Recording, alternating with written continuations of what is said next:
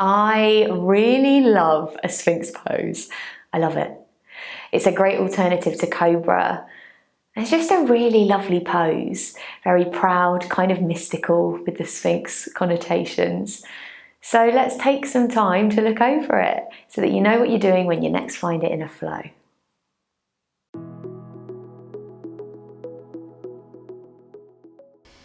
So for our Sphinx pose, we're going to set up on our belly. So lying down on the mat and just stacking elbows underneath shoulders. Palms lie straight out on the floor, palms directly in front of elbows. So like a right angle going on there. And then spread the fingers. So elbows underneath shoulders, palms straight out in front of elbows.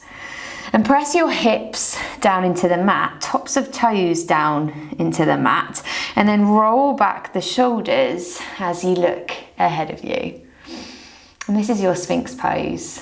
Think Sphinx in Harry Potter, or a great Sphinx in the desert, standing really tall and proud, and very kind of regal, I always think. Roll the shoulders back, look ahead. And then to get down, just gently press into the palms. Inhale to lift the elbows slightly and exhale to release onto the mat. And just make a little pillow with your hands for your forehead as we just gently release here for a moment. So your Sphinx pose is a great option to use instead of your cobra. If cobra feels a little bit too much, a Sphinx can be a lovely way of easing yourself in. So when you're moving through flows from your plank down to the mat, you can find a Sphinx instead of a cobra before pressing back into downward dog.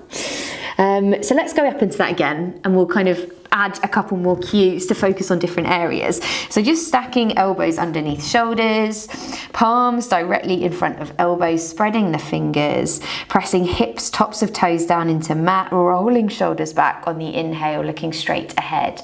Then can you like almost dig into the mat with your finger pads? So almost like you're gripping the mat. And imagine that you're pulling the mat back towards you. And that should just help you to find a little more stretch in the lower back. Just keep it here for one more breath. Really gripping the mat with those finger pads, imagining that you're pulling the mat back as you roll the shoulder blades back. And then inhale, press palms into the mat, lift the elbows, release all the way down to the mat.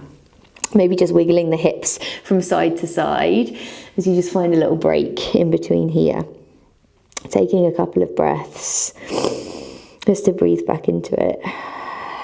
This can be a great pose as well if you've been sitting at a desk all day, or you're having issues with your lower back.